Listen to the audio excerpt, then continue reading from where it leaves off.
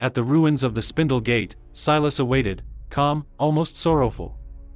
Behind him stood the choir of Red Veil, their mouths sewn shut, their hands moving in ancient patterns of binding and severance. Silas didn't draw a weapon. He spoke. "You're sick, Dren. You carry the loom's rot inside you now. Let me excise it. Let me set you free." Dren laughed, a harsh, unfamiliar sound. "You don't want me free," he said. "You want me hollow. Like them." The choir unleashed binding rites, trying to strip Dren's soul thread bare. But Dren's new weave, chaotic, unfinished, bent the attack. He turned their songs against them, corrupting the soul cords, twisting memory into blades. The battle shattered the Nexus Gate completely. The echoes of old Veirdran flooded outward, unleashed into the real world.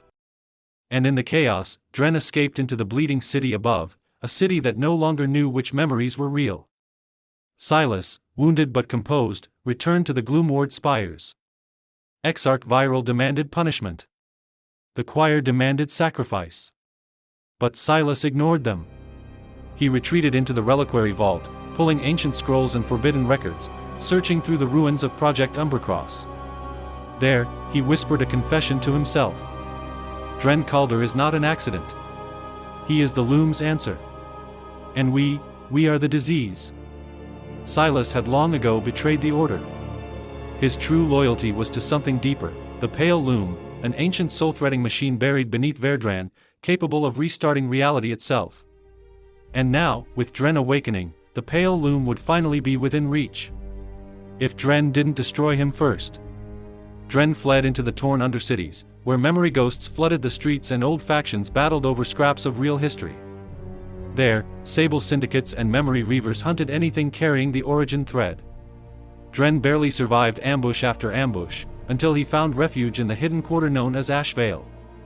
Old faces emerged from the mist, survivors of the Soul Thread Wars, and with them, truths that Dren had never dared to believe. He wasn't just a rogue experiment. He was descended from the last Weaver Lords, bloodlines that had once ruled Umbercross itself, capable of stitching reality like cloth. The Gloomward Order had tried to erase his ancestry, rewrite his story. And now that bloodline was waking up inside him, dangerous, uncontrollable. If Dren couldn't master it, he'd tear Veirdran apart just by existing. Veirdran fractured.